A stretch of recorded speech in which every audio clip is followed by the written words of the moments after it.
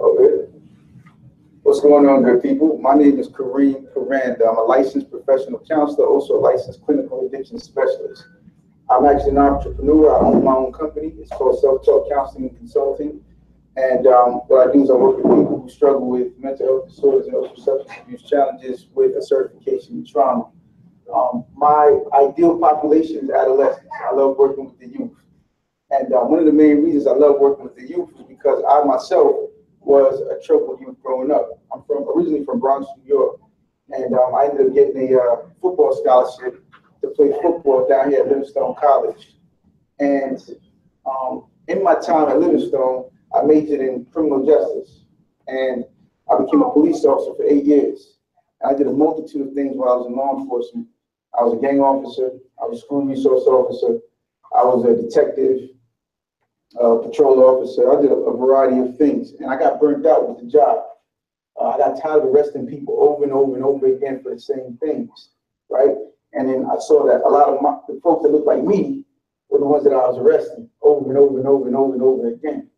And I got burnt out. I decided to do a career change. Then I became a clinician. I went back to school to become a clinician. I prefer to be preventative instead of punitive, because I truly believe that a lot of the challenges many of our youth face today is because they're stressed out. They're struggling with a lot of challenges that they don't know how to navigate. So I got a question for each and every one of you that are present here today, and also those who are on TV land.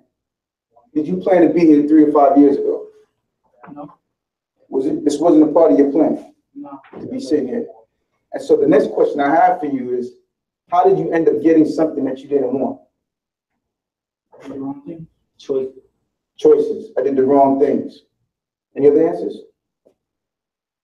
Again, the question is, how did you end up getting something that you didn't want?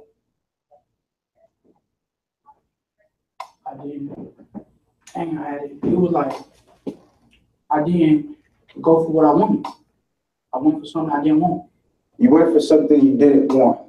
All right? That's what happened to him. Others. You want something that you didn't need. You went after something that you didn't need. Now, this is the thing about that concept, right? The ideology. There's this thing called a narrative, right? Y'all go to the library, right? Y'all go to the library. What's in the library? Books, right? This is the correlation. I'm a metaphorical speaker, right? So I usually take stuff that's like unrelated to human stuff and I make it human, right? So if you think about a library and it's got a plethora, a variety of books, right? No two books are the same, right? Every book, they may look the same, but they got different content in it, right? Can you judge a book by the cover? Nah. People tend to, though, right? They look at the cover like, nah, that looks whack. I ain't gonna read that. But there's way more to the book than the cover. Each and every one of you, when you look around this room, right? You're like a book. Each and every one of you has a story. Each and every one of you has a narrative.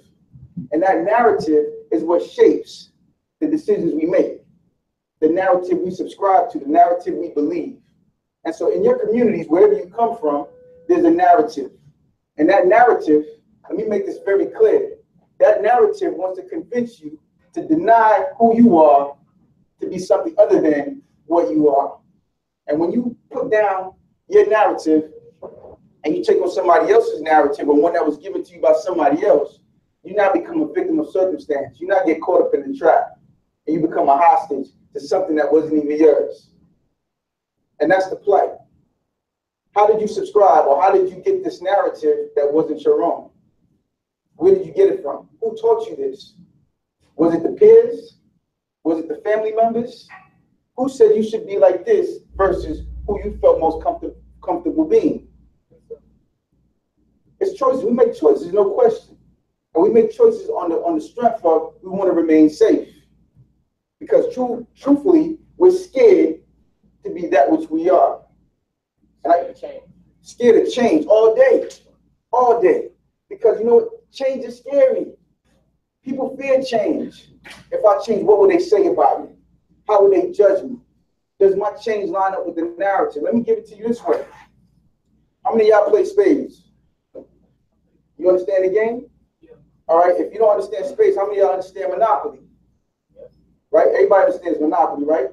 Tell me the concept of Monopoly. Can anybody tell me it? Take over everything. Get all the money. That's one philosophy. Get all the money, win out, have the most money at the end, have the most property, right? In that game, any game you play, right, there's rules to that thing, right? Yes, if you get on the board and you start making rules up as you go, people not going to agree with you. Like, yo, that's not how you play the game, right? Y'all following me? Yeah. You're following me. I drive down the street kind of fast sometimes. You know, I pump my brakes if you ain't keeping up. There's rules to this game, right? The error is that there are different games in society, right? If this is not what you want and yet you hear, you played the game incorrectly.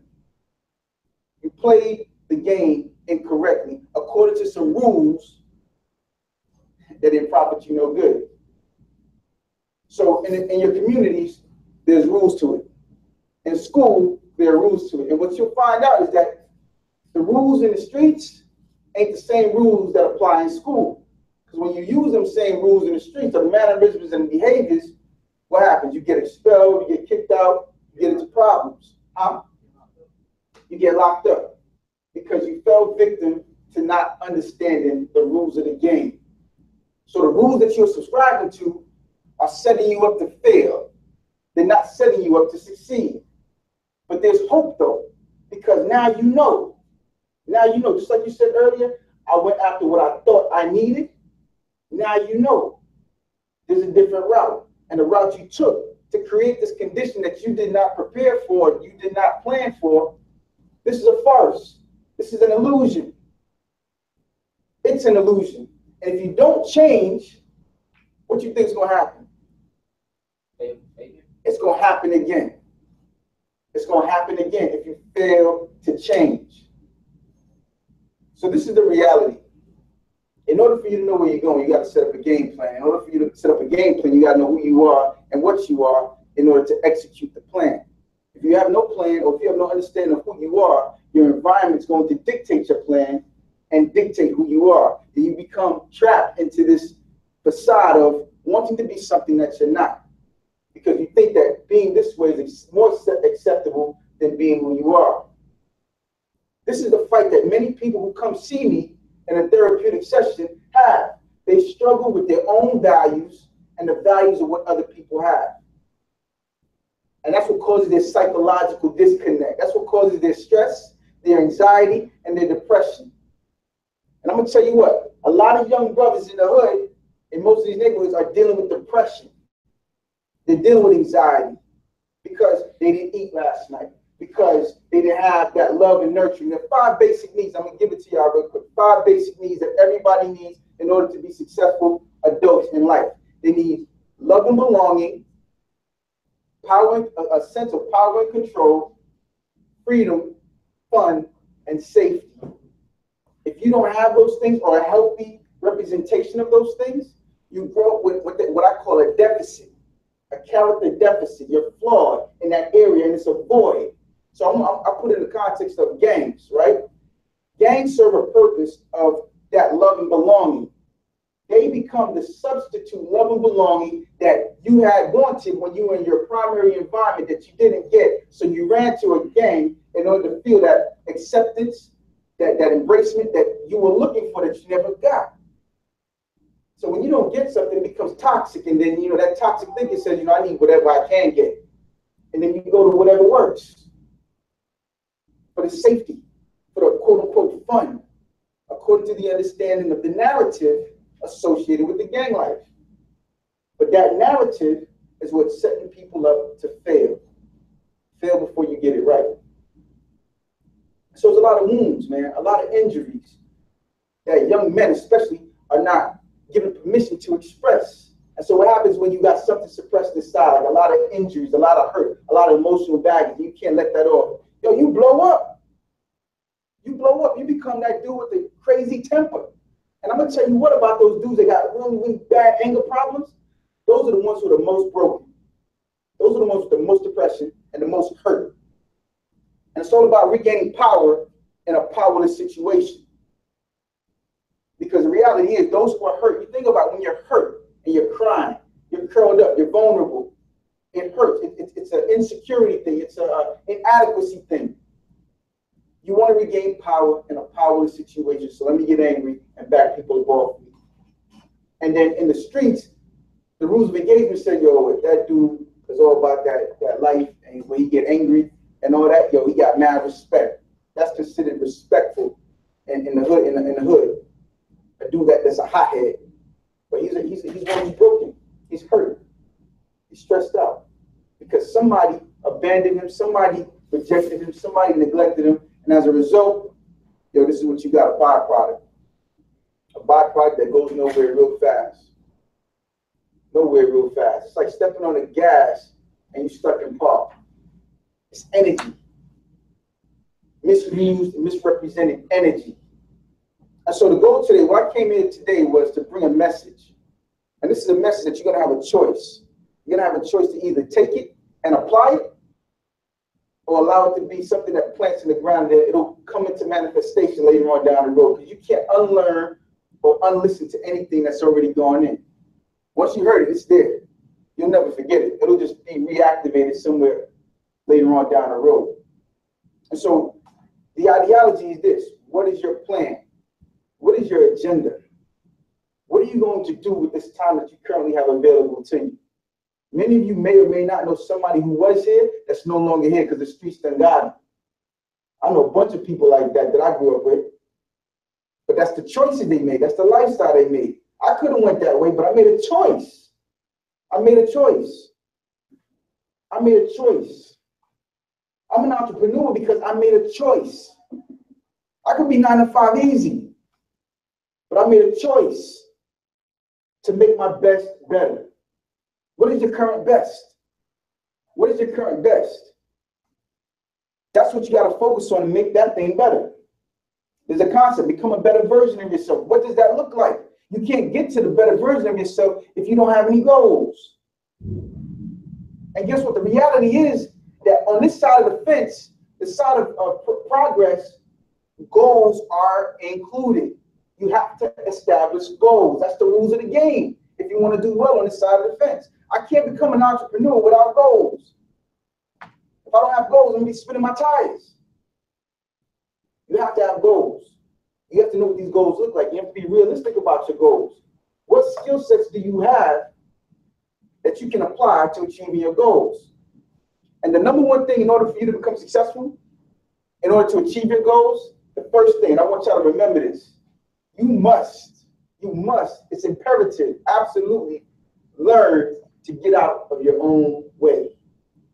Learn how to get out of your own way. And what does that mean? You're not two people, of course you're not. But when I say get out of your own way, you got to understand that your heart and your mind, they both think. They both suggest something to you. They both give you ideas.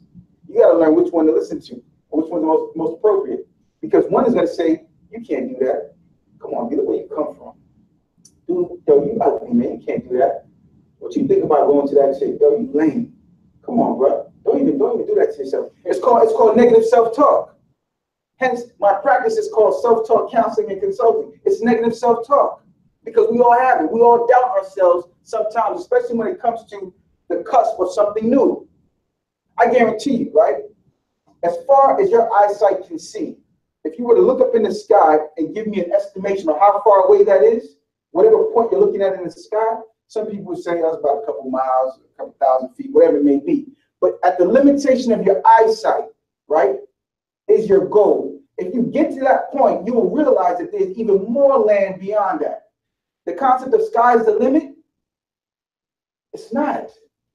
It's just the limit of what we can see in the present here and now. But when you get to the sky, what do you realize?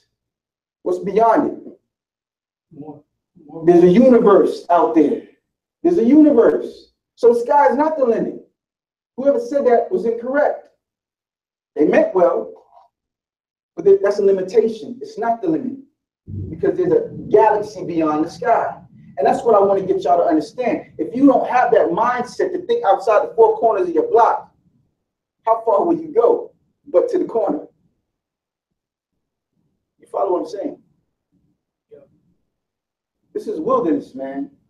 Before I got to this understanding, you must recognize, before I got to this understanding, before I became the entrepreneur, the counselor, and all those other accolades, I was this guy first. And this guy didn't have no definition at one point in time. My streets or my neighborhood defined my mentality.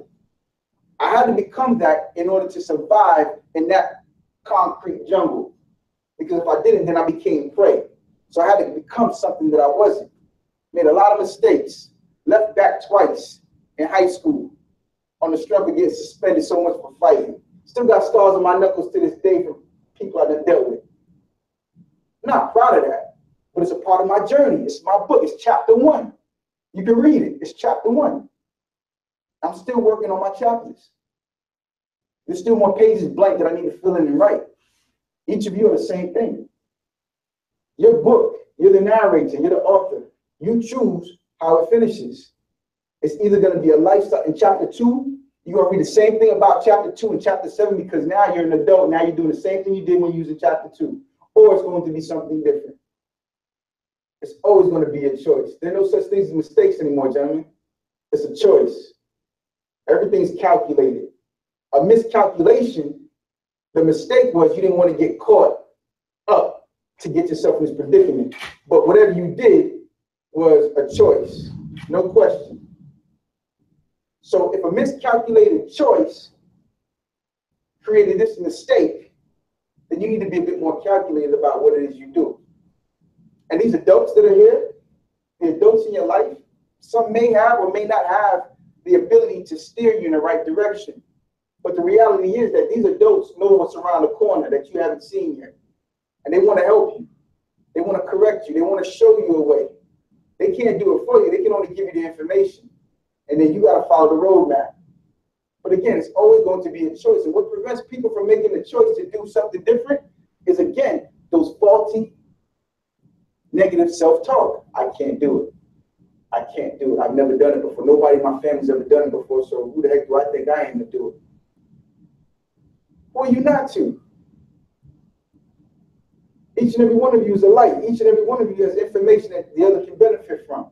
And I guarantee that each and every one of you is probably going through something difficult that you don't want to talk about because you're fearful that somebody else is going to say something reckless that's going to cause you to get angry, to regain power in a powerless situation, and then you're going to square off with somebody. But I guarantee it, because we all wear the mask, we all dress it up and make it look like we're something that we're really not. And I'm here to tell you, gentlemen, that's spinning your tires. That is spinning your tires. You're wasting a lot of energy doing that. And if you take that energy and put it in the direction of something more constructive, because one day you're going to be 30 years old. One day, God willing, you'll be 50 years old. You don't know what that looks like from right here. Heck, when you were 10, when you were 9, you didn't know what this looked like, what this day looked like. That's my point. Today, always, is yesterday's future. Today is yesterday's future. You didn't know what was going to happen today. Today is yesterday's future. What you do? I always said I wasn't coming. Huh? I always said I wasn't coming. You always said that. And then you ended up here. Calculations, man. And you can do it, man. There's a fire in each and every one of your eyes, man. I see nothing but straight kings and conquerors in here. But you got to use that energy correctly. If you're going to use it wastefully, following somebody else's narrative, that's not what it was intended to do. You weren't intended to look at somebody else's book and write that same chapter down in your book. No, you got to write your own script. Don't let anybody rob you of that. And it begins with your self-esteem. And who in your life encourages you to feel adequate and feel empowered to do those things that is different from what everybody else is doing. It's easy to follow everybody else. Think about it, man. You watch videos, you watch TV, and as soon as you see somebody rocking this thing and he's the popular or she's the popular, whatever it may be, everybody wants to copy that. Everybody does their best to try to mimic that. You wasn't meant to look like nobody else. You weren't meant to be like anybody else. If anything, you're supposed to see what they do and make it better. Make your best better. But what does that look like for each and every one of you? This is going to take some time to process, man, because when you've been living according to a narrative that's not your own for so long, you become hostage to it. It's like writing with your good hand. It's like, yo, if I tell you write your name, boom, easy, whatever hand you write with. But if I tell you to write with your off hand, write with the hand you don't use that much to write with, it's going to feel awkward and uncomfortable. Some of y'all will probably say, I can't do that. I never done that before. But if you gave yourself permission and you practiced it, just like you practice writing with your good hand, just like you practice some of these behaviors that got you here, you can change. It's possible. But you have to give yourself permission. And the only way you give yourself permission is by getting out your own way. That's the reality.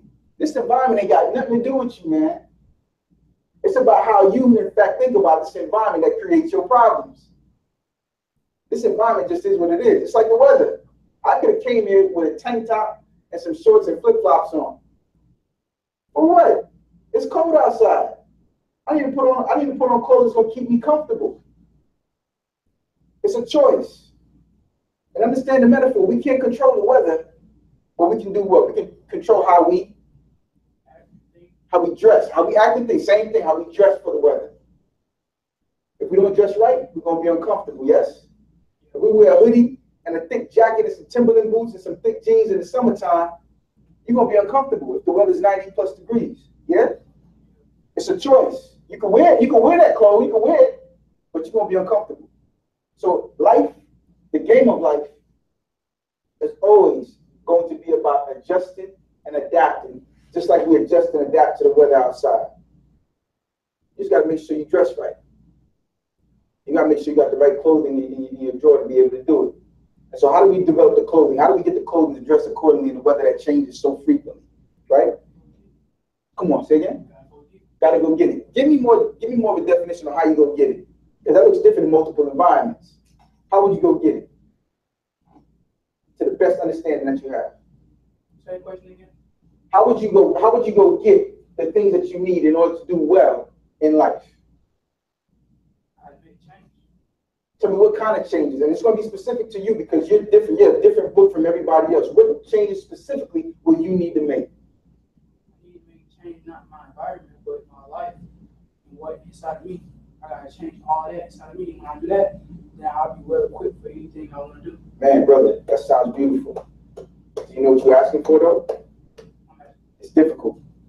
You know how difficult that is, but it can be done, right? Because again, it's like writing with your off hands. Hard in the beginning, but with practice, when you practice, it happens. It's easier.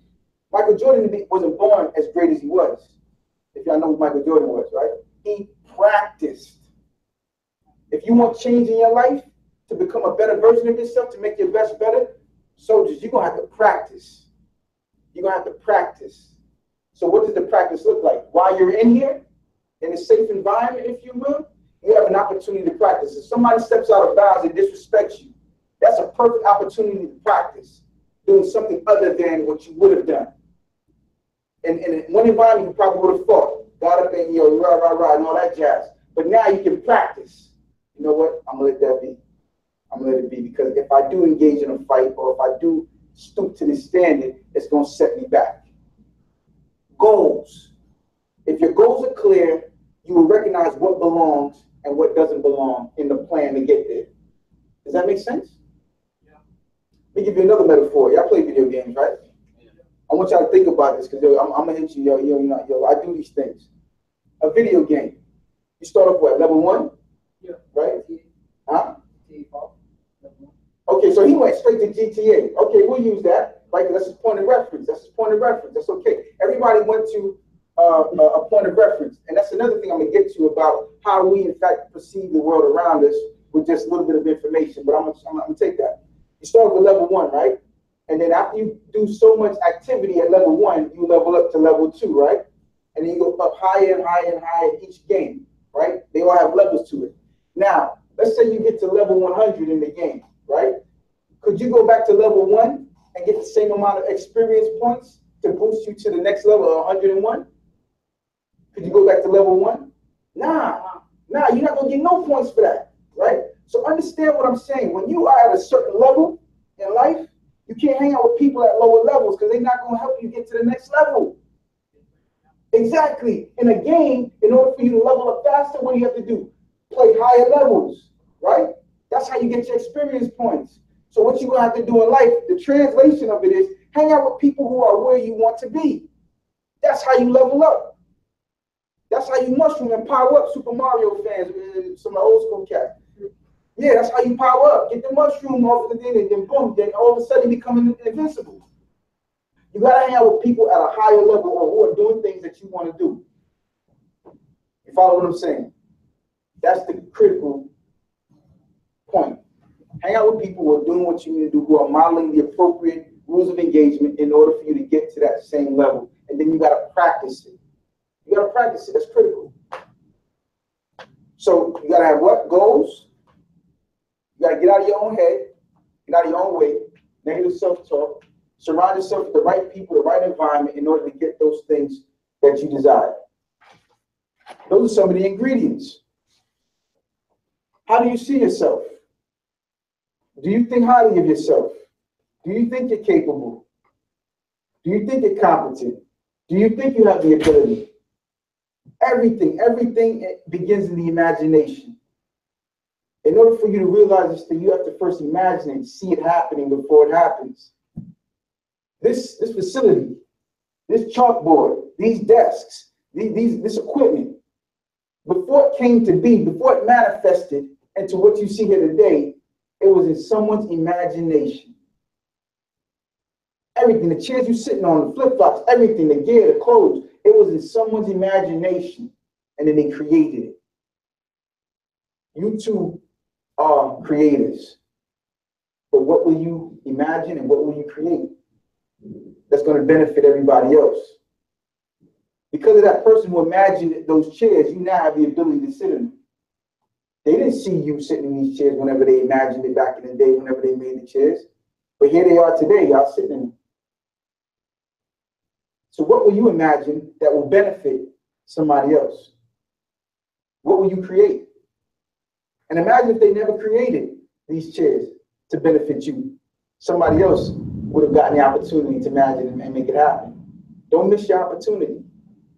Don't miss your opportunity, because you know what, before you know it, you're not going to be 14, 15, 16 years old anymore. You're going to be 50, 60, 70. And you don't want to be in the same predicament at that phase of your life. It'll happen. It'll sneak upon you if you struggle with the ability to make change. And so primarily, you got to get out your own way. The staff members, this facility is not in your way. This facility and these staff members are a byproduct of the miscalculation you made to create the conditions that brought you here. Now, what are you going to do this time? Are you going to continue doing the same stuff you've always done and go back out and come back again? Y'all have seen that happen, I'm pretty sure. Yeah. Or are you going to do something different? Gentlemen, this is one of the most courageous things I'm asking you to do.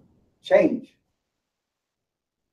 It's not like going into a burning building rescuing a cat. This is something totally different. It's a deeper level to this thing. Because I'm asking you to erase or reframe every value system you currently thought was true and change it so that you can get what you want. Because the reality was the value system that they gave you before you came in here, in the streets or whatever you learned to create this condition, it was an illusion. It's a lie. That's how you ended up here. You followed the wrong value system. And now you got to reframe it. Now you got to change it. And these teachers and the staff and everybody here is trying to give you instructions on how to do that, if only you listen. Give yourself permission to listen. And so much of what I said is a blanketed statement, and it's going to look different for each and every one of you, which is why I describe each and every one of you as a book. You're a book. Your information is unique. The way you process, the way you see things. I'm going to show you what I mean by that. And so my brother said GTA, right? Watch this. I'm going to put this on the board. Is it okay if I erase any of this? Or? No, that's fine. Go ahead. And listen, this is very important, right? When I do this, I don't want you to get insecure. There are no wrong answers with this. There are no wrong answers with this, all right? I want to make that very clear. I want y'all at home in TV land or where y'all at to do the same thing. I'm just going to draw something. Who can tell me what that is? A window. You say a window. Anybody else?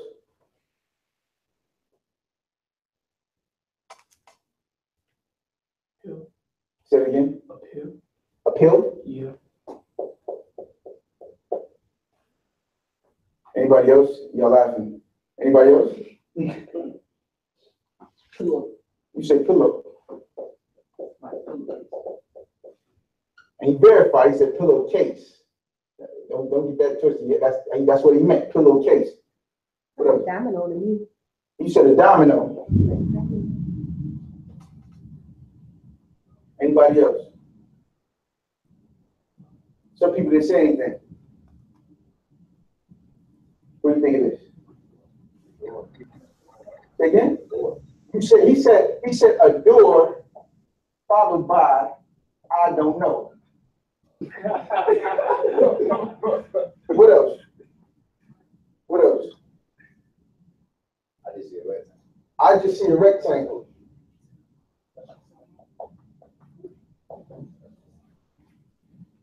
Newport box.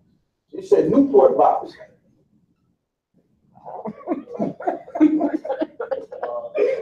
A box. It said a box. Oh, I got one. I think it's a door. You think it's a door? Somebody said, okay, we got another door. Like 2 boxes, 2 thinking boxes.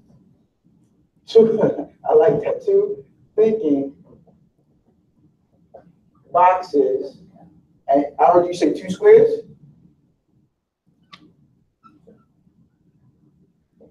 You know what it is, though, right? Do I know what it is? Yeah. That's a good question. It isn't no right answer.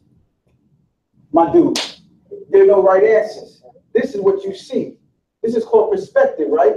Now understand this. I just drew this thing here, and each and every one of you took it and went to a point of reference in your life. I'm gonna tell you how the brain works. Let me show you how the brain works, right?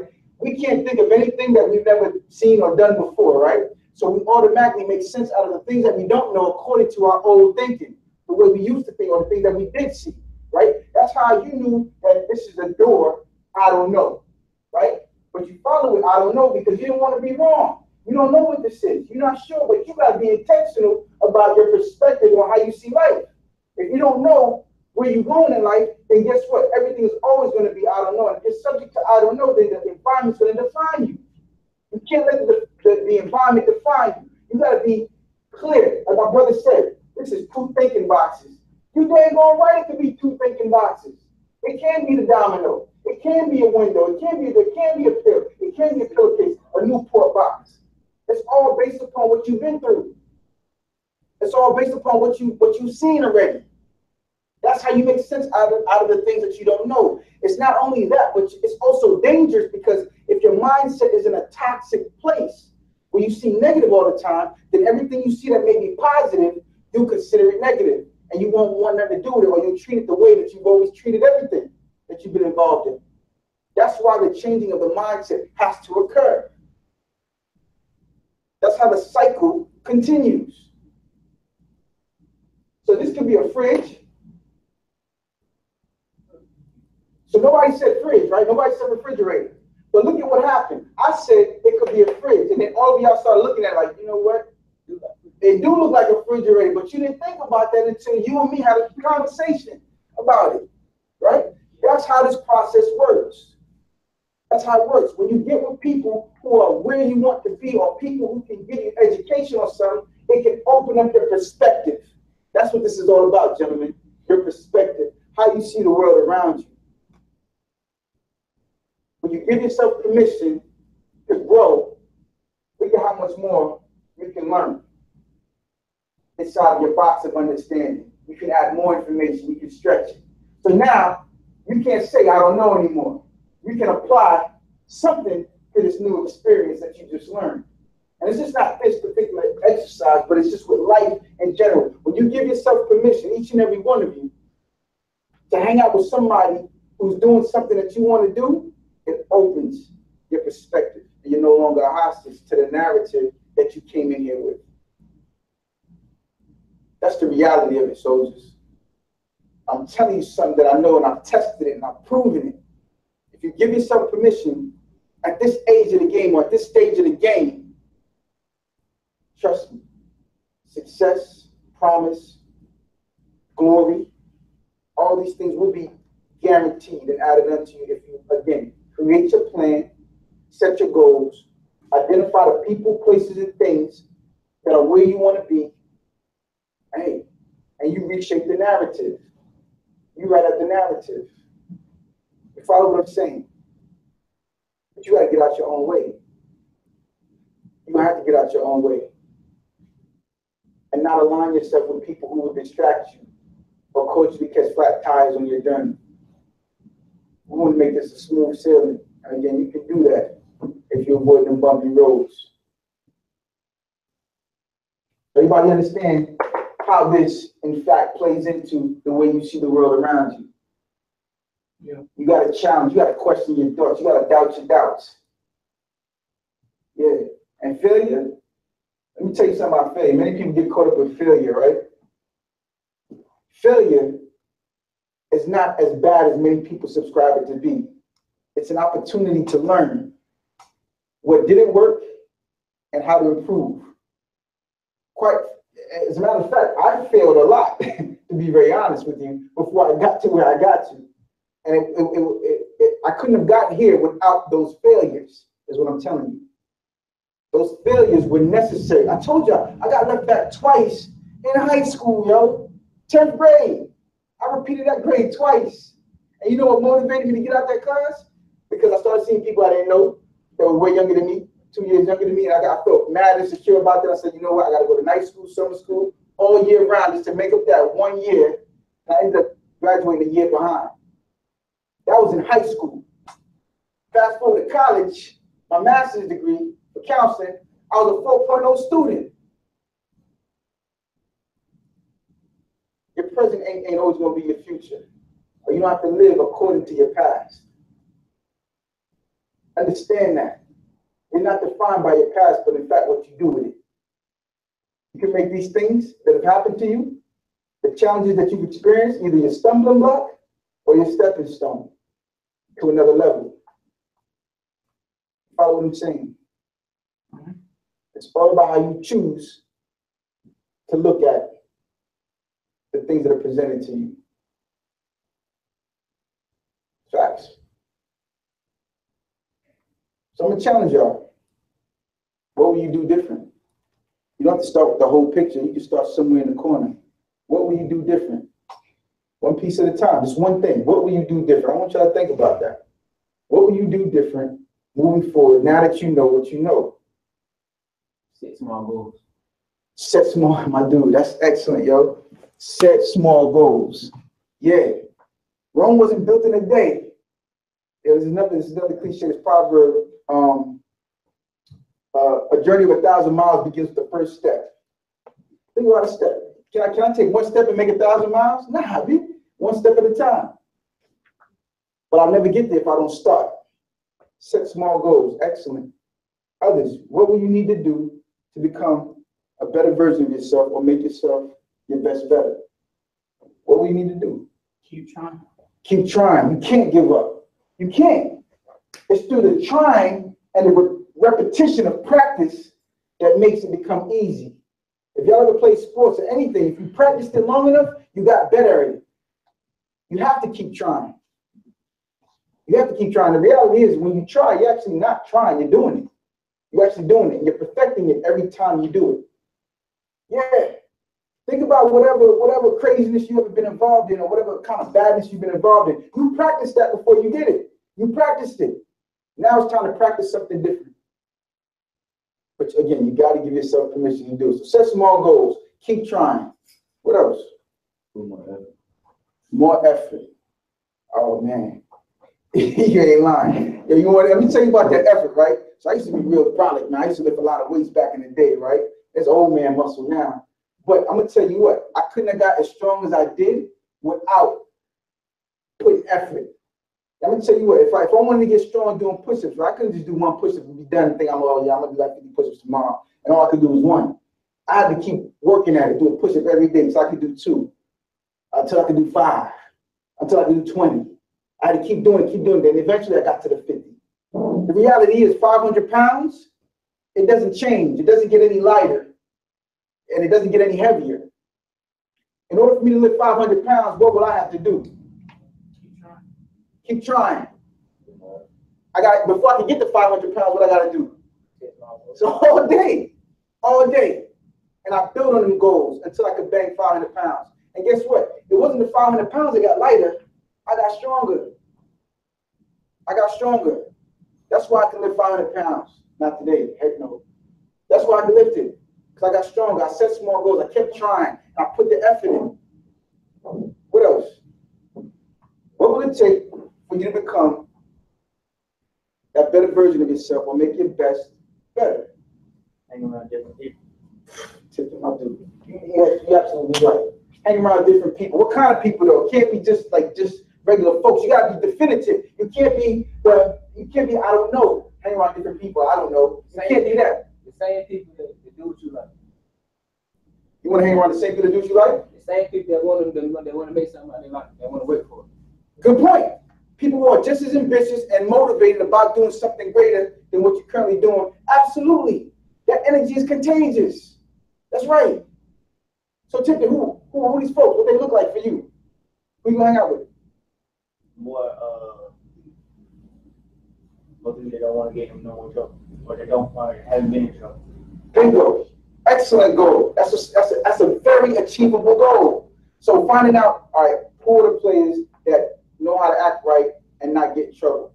That's what I'm screwed over to, and learn what they do so that I can start practicing and trying the new behaviors, small goals, start something small and put the effort in to become, in fact, those individuals who created the condition or the perspective for you to follow.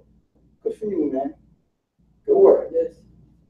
Be strong, have some sympathy, and be a conqueror. Whatever they're called. Be strong, sympathy, and a conqueror, an overcomer. Against all odds, when you stand up and you still overcome, having resiliency is what they call it. Someone who when all the odds are stacked against them, they still rise up to the occasion and handle business. Yeah, so you said a mouthful over there. You got some great ones in here, for sure. Yeah. I hear you, loud and clear. I'm waiting on you. What will it take? Yeah. You set a goal, you gotta achieve it. Say that one time. If you set a goal, you gotta achieve it. You gotta achieve it. How do you achieve it? I want you to get rid of this word out your vocabulary. I want you to apply. I teach chess too, like I'm a chess instructor. And so it's all about critical thinking. So how would you set the goal and how would you achieve it? Your particular step, because again, this is your chapter. Boy, you want to go to this answer so bad. I don't know. No, you want to go to this so bad. Come on, give it a shot. Because this is your life we're talking about. This is your life. No pressure. This is your life. Think about this. So I want you to think about this. While you're thinking about that answer, I want you to think about this. I can't swim, right? And if someone were to throw me in the water, I'm not just going to just drown. I'm going to struggle. I'm going to try to fight like heck to stay on the top till I get to somewhere, some land or something where I can get up out of it, right? I'm not just going to sit there and just drown, right? And you got to be that intentional about life.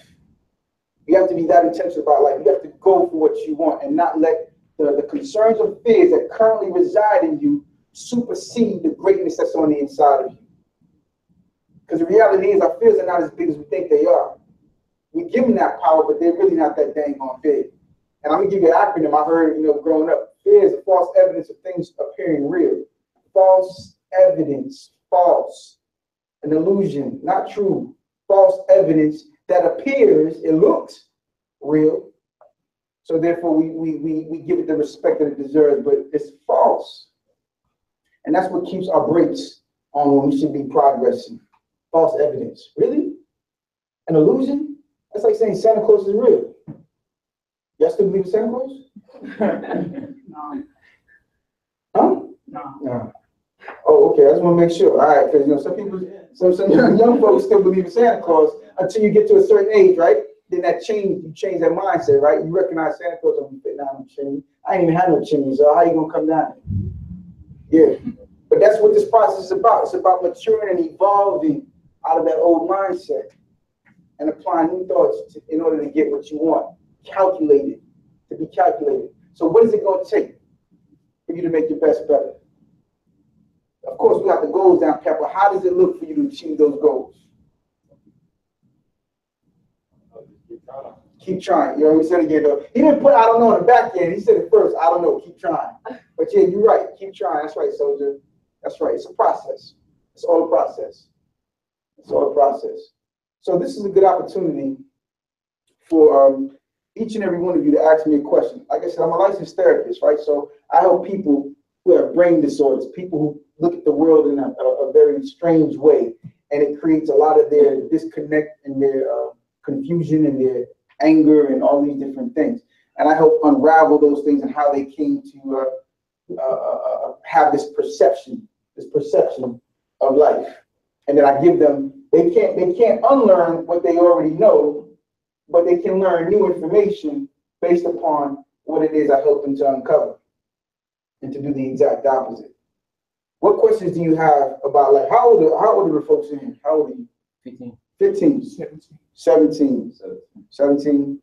15, 17, pretty much everybody, roughly. All right. You know you're going to become 20 one day, right? Yeah. What does that look like for you? I don't I know. don't know. I ain't been here. What can you do today to create the conditions to, in fact, demystify what 20 will look like for you? You may not know where you'll be working, where you'll be at, but you'll know one thing for sure, that you won't come back to a position like this because you know what got you here, yes? Yeah. You can definitely rule this out. And so what does the behavior look like on your way to 20, not in a facility like this? Goals, you're absolutely right. But what do these goals look like? And I want y'all to be intentional about this thing, because the reality is, if you don't know how to manage your freedom, I don't think I have to tell y'all this, somebody's gonna manage it for you. I mean, that's just the reality, right? If you don't know how to manage your own freedom, somebody's gonna manage it for you. And you don't want to leave it to nobody else to tell you how you should use your freedom, man. Everything else too. You're gonna dress this way, you're gonna talk this way, and eat this way. When we feed you, ain't no freedom in that. You don't want no one dictating your freedom. And if you don't want anyone dictating your freedom, you need to create the conditions for your freedom yourself. Write your own book. Don't resort to someone else's narrative, because you're living according to this facility's narrative right now, because you don't know how to write your own narrative. So your narrative cannot consist of I don't know. It has to consist of straight things that you know what you need to do. And it's got to be definitive, like a dictionary. You got to define these things. Who are the people that I hang out with that I know get me in trouble? Okay, yeah, Ray, Lupu, Booby, and them. Yo, I'm going to stay away from them. I'm going to go hang out with, folk Charles, Sean, and Eric. Those are the ones that are doing right. So I'm going to go hang out with them. You have to be definitive, so that you don't blur where you are and miscalculate your opportunities for the future and end up back in a facility like this. The reality is, man, there's big money in prisons.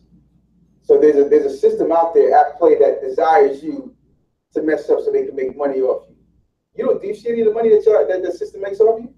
You get any of that money for your college or anything like that? I don't know. Okay. Yeah.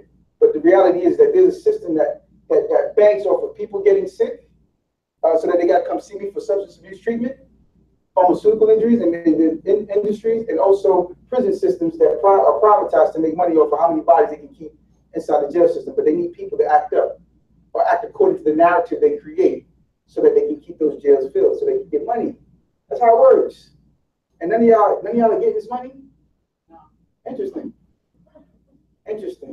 But somebody's making that cheddar off you, though. How you feel about that? Somebody making mad money off of you just sitting here. How you feel about that? That's messed up.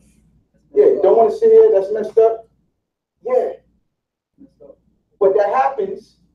Well, let me see if y'all listening. Once you behind these walls, you don't get out. So, not necessarily. Unless you do what you got to do to get out. Bingo. Well, and what does that come back to again? You said it earlier. The first thing you said. Choice. And small goals, exactly. So you can continue to let the system pimp you and make money off you, or you can do something different about it. Or make bigger goals. Of course, absolutely. Once you accomplish one goal, man, of course, there's a bigger goal to see. And then you start the process all over again. Absolutely. Don't shortchange yourself, gentlemen. Don't shortchange yourself. Questions? Questions? What was you again? What was that? In terms of my title and what I do for a living? I was a police officer for 8 years. And I transitioned into clinical mental health field. You were police officer in New York? No. Down here, down south. The people you met, like, you know, like, as now, like your job now, Mhm. people you know, are they like really crazy or like they be like really smart and crazy still? Not at all crazy. Not at all crazy. The people that I meet, and that's a great question, because what happens is mental health counseling and those things get a bad rep because of the stigma, the reputation that's presented in the media about going to a shrink because you're crazy. It's not that at all. What it is that we all have life problems. We all have stressors, right? It's the stress that does damage to the brain that creates how we see the world around us, right? Because our stress dictates our mood. So if we're stressed, we're a little frustrated, we're a little agitated, we don't want to be bothered, we don't want to be talked to.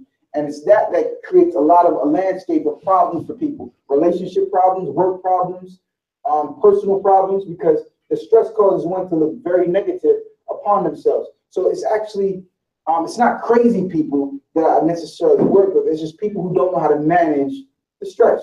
And the reason they don't know how to manage the stress is because their value systems or the way they see the world is inconsistent with their reality. And that's what it's all about, changing the way you look at things so that the things you look at change. That's a cliche I heard once. Change the way you look at things and the things you look at change. You can choose to be angry at someone or you can choose to not be angry at them. It depends on where your mood is and what you choose to control. I can either let my mood dictate my heart, dictate my thought, or my thought dictate my heart.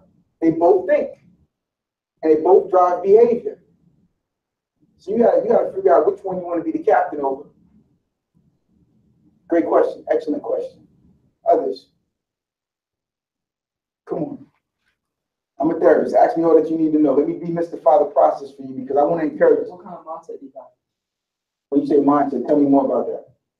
They got like the prison mindset of like, you know. I work with people from prison, people from all across spectrum, people who are own their own company, people who are bosses, people who are mothers, fathers, daughters, brothers, sisters, average folk. You know, the stature of people, right? Don't get it twisted. Folks who are in those wonderful houses and those $1 million salaries, they struggle like the regular person too. And oftentimes people who come from poverty assume that if I get money, everything will be better. But the reality is you invite more problems into your life that you didn't see when you were broke. And it does go that way. And they just look different. The problems are different. They don't look like poor people problems. They're rich people problems. They look different. But nonetheless, they're problems. And people are not prepared to handle them. And so that's, again, as a clinician, that's what I help people work through. So that they don't become so depressed in life where they don't feel motivated and eventually want to kill themselves. Because people who commit suicide primarily are from a place of depression, and dying is better than living because living is painful. And there are a lot of kids, children around your age bracket that are walking around here depressed. And that's why they choose to make the decisions that they make. It's a form of suicide. Go out and do something reckless, go rob somebody, not knowing if they got a gun or something, and the next thing you know, they dead. It was a death wish from the get-go because of the stress and the depression that they were dealing with that they never spoke about. I've seen it happen all too often. Other questions? You ever been in jail? No. That's dumb. That don't mean nothing. I'm That's surprised true. that arrested He done people. did all that stuff. He done became like almost everything. No. He can, but I'm saying that'd be crazy. That's why I thought. That's why I said, nah, he can't go to no jail. Like even a car, you can't be a jail.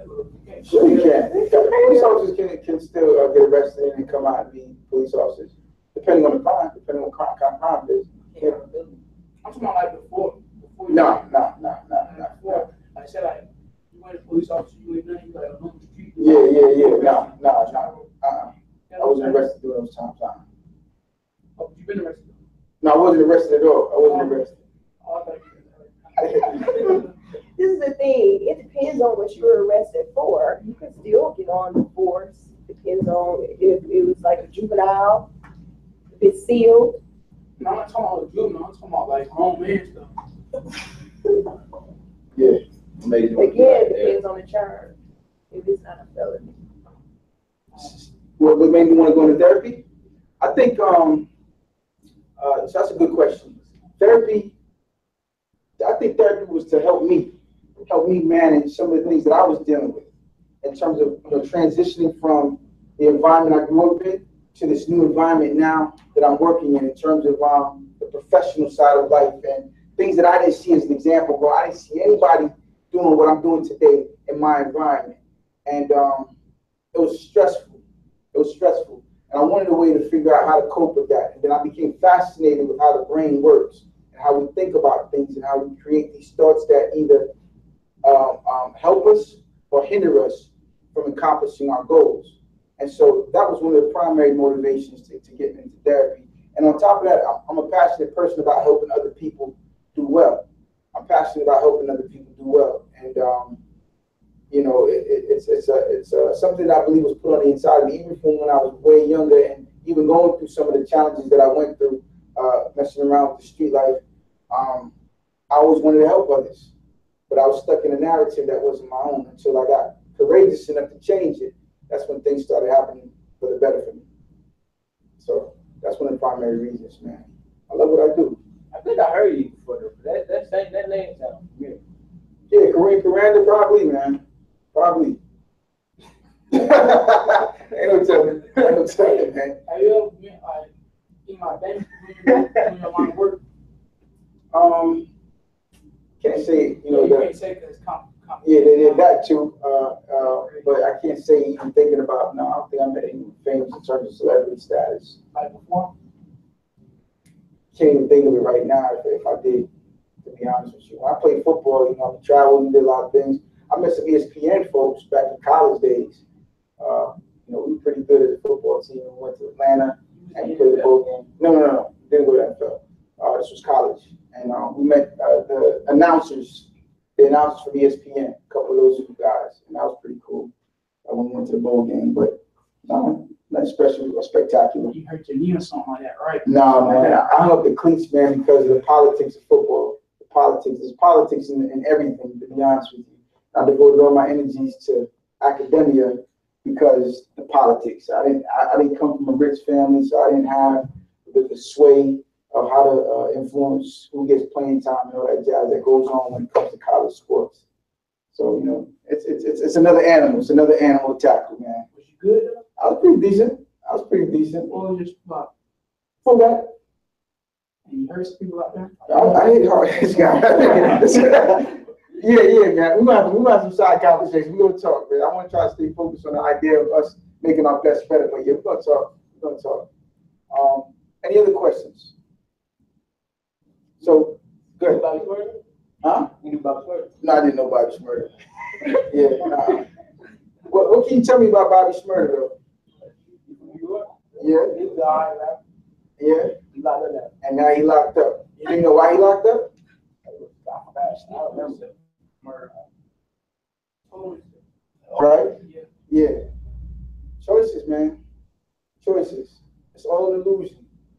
It's all an illusion. You say he was in the street. How you go from the streets to these songs? Yeah.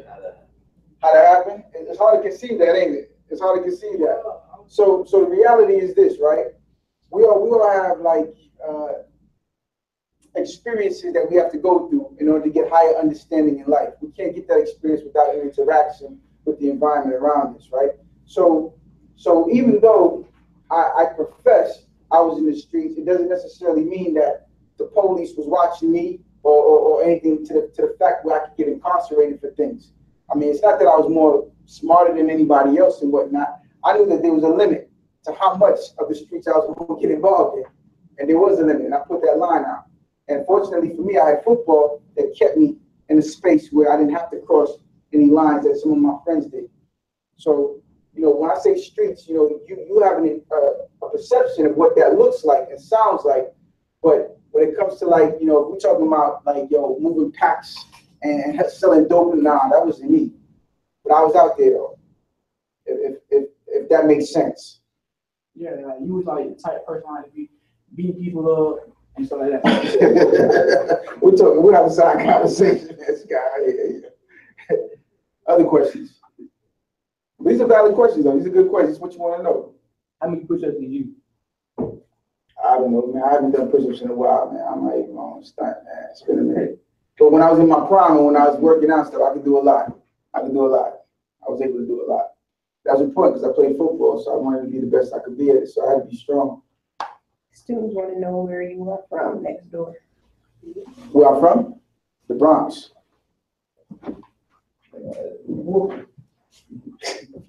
Tip, you got any questions? No, sir. Cool. People, places, and things, man. Hang around with the right company, you're good. Hang around with the right company. Set the small goals. Keep that effort. Keep that effort. Small goals. Keep trying. Keep trying. Be a conqueror. No matter what adversity you look in the face, understand that it can be conquered. You can't let it defeat you or define you. And your fear is only as big as you make it. It's a figment of your imagination. False evidence appearing real. And change is possible, man. Again, if you give yourself permission. What do you got? Livingstone. Right? Huh? Like you like school? Oh yeah, Livingstone's dope. Yeah. It was a great experience, man. It was a culture shock for me when I came from New York to go there. It was weird, man, but I adjusted. It was tough in the beginning, but I adjusted. And it was cool. It was cool, man. Yes. What advice would you give to them if they're not able to move out of their neighborhood, you know, in order to stay focused? That's an excellent question because, yeah, in this stage where you are, right, you're dependent on your parents and your caretakers to give you the care and the nurturing and the things that you need, man. So you don't have the power to just uproot yourself and go wherever you like. You got to stay under the umbrella of your caretakers, right? And so let me ask y'all that question. What do you do? Because when you leave here, I'm imagining that you go back to your neighborhood where everybody at, where it all went down. What do you do? Separate myself. How do you do that? Get something that I really like. Like find something to do that I really like, stick to. Okay. It's gonna be hard, but without struggle though, you ain't gonna learn. All day. And if you go through struggles like that, that's something you don't live for and you don't learn stuff like that, and it's something you earn once you make it to the top of whatever you want to do. So I feel like if I struggle to stay away from people that I know that I don't earn something. It's like it ain't money, it ain't a car, it ain't none of that, but it's something I know that in my heart that I know I earn and I'm staying out and I'm free. All day. Good for you. I hear that. And you're absolutely right. I would encourage you to find programs. Again, finding those people, places, and things that are doing the things that you desire to do that's inconsistent with what you did to get into this place. So you're going to have to change your friends. You're going to have to change these locations you hang out at and surround yourself with people who are doing the things that will take you to the next level and not keep you stuck at the level you're on or take you or demote you, put you back at a lower level. That's really I important. got a question on it. Like, so people hang out with higher levels, you saying? Yes. But you know how like they at a higher level and you told us if we hanging out with higher levels, they ain't gonna hang with no lower levels. Like, Right. They ain't gonna hang with no lower levels like you. Check this out. So lower levels who are not trying to elevate. There's a difference. You got lower levels who want to stay low and don't care about elevating, and then you got lower levels who want to learn what's at the higher level. You got to determine which one you're going to be. And whichever one you decide to be is going to determine how the higher levels receive you. I guarantee you, any higher level, quote unquote, higher level person who has the knowledge and wisdom and understanding to share with you, and you come to them seeking that information, they will give it to you. They will show you the ropes. Guaranteed. I've seen it done. It's been done for me. Strangers are willing to help those who are willing to help themselves. Yeah. So you have to determine what type of person you want to be. Do you want to be one that searches for the knowledge and then go to those individuals and ask them for it? They will show you. They will give it to you. You just got to give yourself permission. Sure enough. So next door, they want to know, what was the worst thing you did when you were young?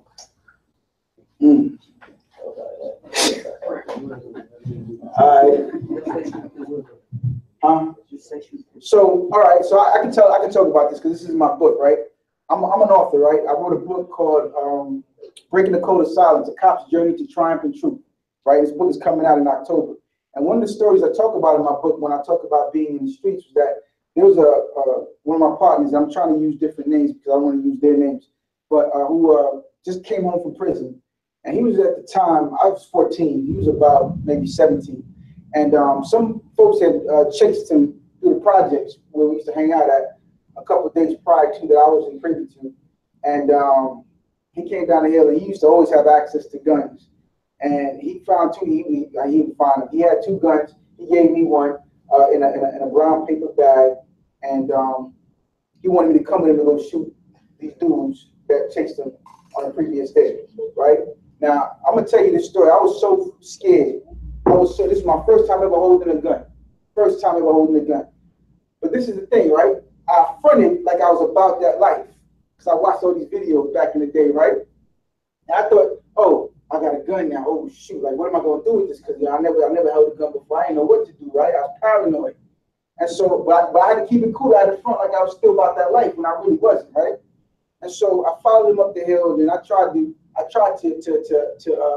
charge the weapon, and it jammed on me. I didn't know what that. I thought it was gonna blow up or something like that. So I said, yo, you got it jammed. I don't know what to do. And he came, and he was nice with it. Threw the bullet in the bush, and then he said, yo, it's ready. Man, I was shaking, and you know, I followed him, but I felt like I couldn't turn back now because if I did, then I would lose my street credibility, right? The act that I was putting on, right? And you laughing at that, but it's true. It's the reality, man. And so we sat out. This was probably about 11 o'clock, and I talk about this in my book. It was like 11 o'clock at night, and we stayed out there in what they call a big park till 3 o'clock in the morning. Just because this dude wanted to get even with whatever these dudes had going on. That was by far the worst thing I ever did. By far. And I hated it. I hated it. Thank goodness them dudes never came out the building. Thank God. Because, you know, I probably would have shot at them on the merit of not because I wanted to be a killer, but because, just because. What do you say about going along with that story? What do you say about people putting on the act? And they get into it, it's too late to get back. That bravado kicks in now, you know what I mean? Yeah. What do you want to say about that? Like you just said, you know, you was already in the act, you didn't want to turn back. Right. What kind of advice do you have for these guys who already, they commit? Once you commit, it's a game, it's a wrap. Yeah. And what I can tell you is that I was fortunate enough to not have to go through that ever again. I made sure not to put myself in that predicament ever again. And hindsight is 20/20. When you're 14, you don't know much about the world. You think you do. Because the videos show you one reality. You think if you master that reality that these videos, at least for me, the videos showed me, then I was good. Because I remember respecting the streets for carrying myself a certain way, dressing the part. I used to have braids and gold fronts back in the day. I looked the part and everything, and I used to like to fight too. And again, this wasn't because I wanted to do it, but it was because it was a mode of survival. Everything that I did was contrary to what my mother was telling me to do. Because whatever my mother told me to do, it didn't keep me safe in the streets. So I didn't listen to her. I was like, you're crazy because none of that stuff works. So I'm going to do whatever these dudes is telling me to do. I'm going to do what Biggie, with Tupac, and all the other rappers back in the day that I used to listen to told me to do. And that's how I became street certified, if you will. I mimicked. I was a chameleon. And I was fronting. You know, I was always a good kid. But the streets made me believe in the illusion that I could be what it claimed to be. And nah, that ain't me. That ain't life, bro. It ain't living. It'll set you up to fail. So again, now that you know, again, we all wear the mask, man. We all wear the mask. We front like we one way, again, because they try to be safe in these environments that we didn't choose. It's just a circumstance. We can't change the weather. We just got to dress for it. And you can do well in them environments. You can do well in that environment if you choose to. You just got to stay to yourself and find a different group of people to handle it. And granted, by the neighborhood standards, they call them folks lame, square, or whatever it may be. But you got to understand, nerds and the lames that do well in school, they sign the checks. They're the bosses today. So you gotta be mindful of, again, who you calling a clown and a herb and a scrub and all that jazz, because they're the ones that grow up and in fact own the businesses and sign checks. Straight up. So great questions, y'all. Great questions. Other questions? You say you got your own business? Yes. How'd that come like? Yo, it was tough. It was tough. I was tired of working 9 to 5. I felt like in my 9 to 5, I wasn't being compensated what I was worth. And one of the realities that I discovered in becoming an entrepreneur is, again, like that goal. I set the goal, I achieved it. But whoa, these are new problems right here. I ain't never seen these problems before. So now I got to learn all over again. It's like crawling. It's like a baby learning how to walk. I got to crawl now again as an entrepreneur to understand how the landscape of this game works. Because now I have to learn how to be a good boss, but also a good employee because I work for myself. So it's two lenses to this thing, and it's different from being a 9 to 5. This is security when a 9 to 5 is wake up, go to work, clock in, do my time, and then I go home. No responsibilities. But with a boss, you work, and then you got to work after you work because you got to make sure everything lines up and everything is on point in terms of your documentation and all the stuff that you really don't see as it relates to other people who are doing their thing. You don't see there's hours that go into this thing outside of the visible eye. Sometimes I'm working 16, 18-hour days, man, not going to bed till 4 or 5 o'clock in the morning. And I woke up 7 o'clock that morning. It's that intense, this entrepreneurial lifestyle. And so it's one of the things, like when you set them goals and you achieve them, you better know what you're asking for and be ready to overcome, like you said, be a conqueror, because I can either say, you know what, screw this entrepreneur stuff, I'm going back to my 9 to 5. But nah, I don't quit. I'm stretching. I'm making my best better. And that's what I'm doing by persevering through it. And your business is doing good. We're getting better. So thanks for that question. It was a good question. It's not easy. But it's not impossible either. So, and I didn't have any examples of entrepreneurship in my life. That's the key. I come from an era or space where no one modeled examples of success for me in a way that I'm achieving it today. I had to make this happen. I had to be intentional about this. I made a choice. And I faced many adversities in my life that I had to overcome because they could have easily taken me out. So, your past doesn't define your future. Trust me when I tell you. Your past does not define your future. How much time do you have left? 2:15. Okay, yes, sir. When that time period, when you told yourself that you need to hang around like a different set of people, when that happened? That came in when I was in college. It didn't happen when I was in New York. If it wasn't for that opportunity to leave New York to come down south, ain't no telling what life would look like. Because I had a lot of I don't know responses to everything myself, so I didn't really know what to do. And that scholarship really changed my landscape and made me tap into another perspective about life. Because people down here were way more friendlier than the folks in New York, and I had to get used to that because it was weird. Like, yo, why you saying what's up to me? I don't even know you. And it's like. But I mean, that's Southern hospitality. I know it now. I prefer it better than like walking past people in New York. You don't say nothing to nobody because you don't know what kind of problems you might invite by saying what's up. Because what's up means like what's up. Like what you want to do. Yeah, like you want to fight. Yeah, and that's real. And so I had to get used to that, and that's what was awkward for me when I first came down. But it's better. I'd rather raise kids down here than I would where I'm from all day. Because of the challenges, the narrative. The narrative is crazy up there. If somebody see what you got, they want to get you because they ain't got it. I mean, it's just a toxic mentality, man. Good question. So that happened when I was in college. When I opened up my box of understanding and I was able to see all these other possibilities, that's when my mindset changed. And oftentimes, man, in order for you to have change, you just got to have exposure. Exposure to something new. That's all. And the next thing you know, the imagination starts to work, and then ideas and creativity kick in, and then you be the creator of whatever it is you imagine. So, any other questions? Did you ever have this question? Did you ever have like one of your friends' knowledge, but they don't take it? Oh yeah, no question. You just gotta leave people where they at. You gotta leave people where they at, man. Again, we talked about the levels. If I'm going up and you ain't trying to go, yo, I don't need any anchors or any extra weight holding me back, man. And you know, jealousy, let me tell you something about jealousy, man. This is a dangerous thing, right? Because jealousy is a reality of one's own failures.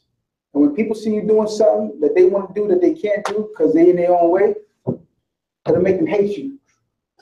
Haters, right? Haters. And they say if you ain't got no haters, you ain't doing something right. What's that song? If you ain't got no haters, you ain't popping. Yeah. And that's real. That's real. It's a messed up thing to say because people should be happy for your success. But the reality is, if people hating on you, it's because you represent a reality of their own failures. It ain't got nothing to do with you. It's everything to do with them. If they want what you got, all they gotta do is work for it. Period. So don't let haters get you off course either, man. Don't let them discourage you or distract you from your progress. Good question. Others? Questions? You getting that bread, ain't you? Man, I work hard, man. I work hard. I work hard. But the beautiful thing about being an entrepreneur, right, is that you set your own price. You set your own price. You getting that bread, ain't you? And you know what? And it's legal. You set your own price and it's legal. So once you understand the rules of the game, the rules of engagement, you can create the conditions to do well. Absolutely. Absolutely. Absolutely, man. Yeah, facts. And what y'all used to go on rock back in the days? What you used to like in terms of gear? Like where you used to rock? Well, you know, I was simple, man.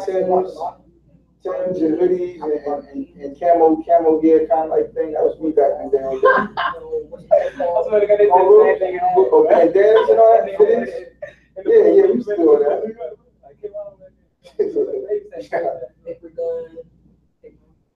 Yeah. Yeah, man. The times have changed, man. Same story, different players. But times change. Oh, you from Tattoo? Okay. Gotcha. Over here. Oh, word? Okay. That's what's up. So, any other questions?